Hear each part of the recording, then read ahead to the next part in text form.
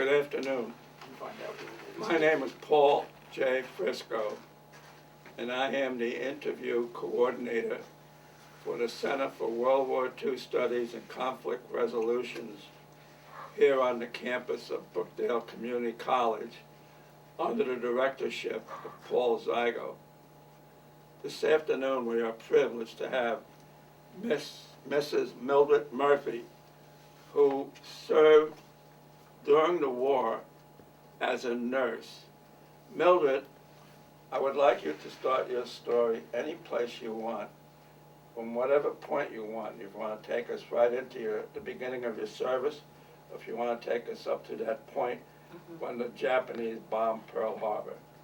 Be my guest. Well, I was in high school at that time, and so I was went into nurses training in '42, and they formed the Cadet Army Corps somewhere around '44, and I went into it, and I was on my way actually to Tuscaloosa, Alabama, and they asked for a volunteer to go into this Halloran Army General Hospital in Staten Island.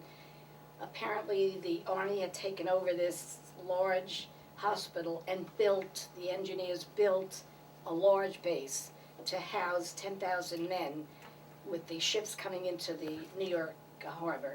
And so the main thought was that they would be as close to the piers and to the docks as possible. And so I said yes. Well, I guess what they were saying was that the very, very badly wounded are coming into this hospital.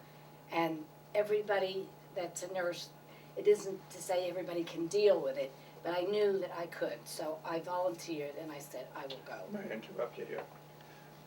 Were you sent directly from basic training to the hospital, or did you go through a period of training to become a nurse? Became a nurse. I had 3 years of nursing. Yes, Oh, okay. Yes. And it was at the end of that period that they. So you went in there fully qualified. Right, exactly. Yes.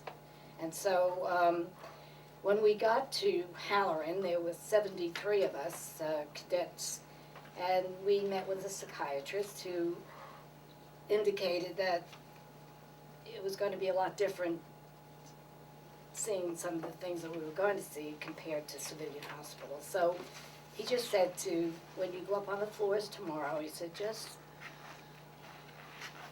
try to do whatever you can, but don't break down in front of anybody. If you need to do it after you get off the floors, that's fine. And so we were a little apprehensive. Obviously, we weren't sure what we were facing.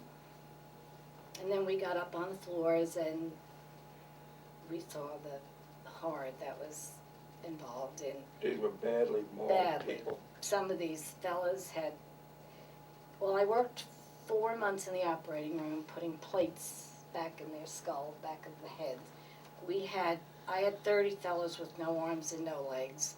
I don't know how many fellows that were tortured by the Japanese. If they didn't bow in the camps a certain way to the Japanese, they took a machete and cut their legs off, cut their arms off, cut an ear out, would blind them. They did some horrible things to them. And these fellows came back, and as I say, we'd go out on convoy, which they called it, 50 ambulances, as you see in MASH.